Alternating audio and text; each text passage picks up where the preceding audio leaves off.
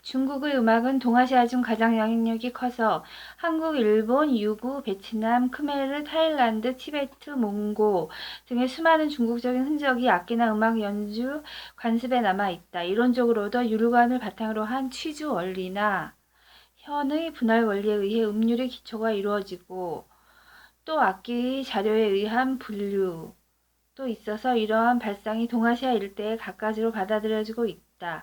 가장 오랜 중국 음악은 석기 시대의 경이나 오카리나 등까지 소급할 수가 있다. 그리고 은나라 시대의 청동제, 찌터족 현악기인 금, 슬, 계속해서 주나라 시대의 의식 음악처럼 초기의 양상은 이미 후세의 풍부한 악기나 예악 사상을 암시하고 있었다. 춘추 전국 시대의 문헌에 궁상각치우의 오성이 언급되어 있음을 보아 12율의 개념이 뒷받침되었음을 알 수가 있다. 이 시대에 새로이 등장한 악기는 축, 지, 생 등이었다. 또 유교의 예악 사상이 확립되고 정악이 제도화되었으며 훗날 아악의 기초가 이루어졌다. 진한나라 시대에는 아악의 폐지, 부흥이 엇갈리기도 했고 서역악의 도입이나 한반도의 영향이 시작되기도 했다. 남북쪽 수당으로 이어지는 500년가량의 시기는 다른 문화와의 접촉이 가장 빈번했던 시대로서 세계 음악 사상에도 드물게 보는 국제적인 성격을 띤 기간이었다. 특히 당나라 시대에는 다른 문화 요소가 중국적으로 소화되고 십부기, 이부기, 정악, 아악, 연악, 대악서, 교방, 이원 등이 전해져서 음악 장르, 음악가 등이 정리 또는 관리되었다. 서방에서 그때까지 전해온 수공후, 봉수공후, 사현비파, 오현비파, 가로피리, 펜파이프, 피리, 갈고, 요고, 동발, 나각 등이 기존의 쟁방향 등과 함께 활용되었다. 이 무렵에 확립된 것으로 추정되는 중국식 조의체계는 고대 인도의 라가 이론을 부분적으로 도입한 결과일 것이며 그때까지 음악에 이렇듯 새로운 요소가 첨가하여 차츰 국제적인 색채를 띠게 된다. 송나라 시대에 이르러 아악의 요소를 약간 도입해서 그때까지 민간의 산악을 모태로 종합예술적인 잡극이 고안되었다. 이것은 국제적인 모방시대 이후 새로운 민족양식을 만들고자 하는 움직임의 하나이다.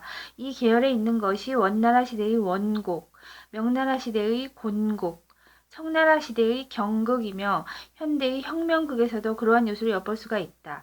송나라 이후 시대의 또 다른 하나의 큰 특징은 그때까지도 항상 존재했을 것으로 생각되는 민속음악이 급속히 다양화되고 성악곡, 민요나 기악 앙상블 등 현대로 이어지는 형태의 것이 생성된 것이다. 특히 낭송풍의 설창이나 희극은 다른 지역에서 낭송풍 음악이 성행한 것과 무관하지는 않다. 또한 북방에서의 큰북 반주의 고사 또는 남방의 비파 반주의 탄사 등 각각 창극, 한국의 창극이나 헤이쿄쿠, 일본의 헤이쿄쿠를 암시하고 있다.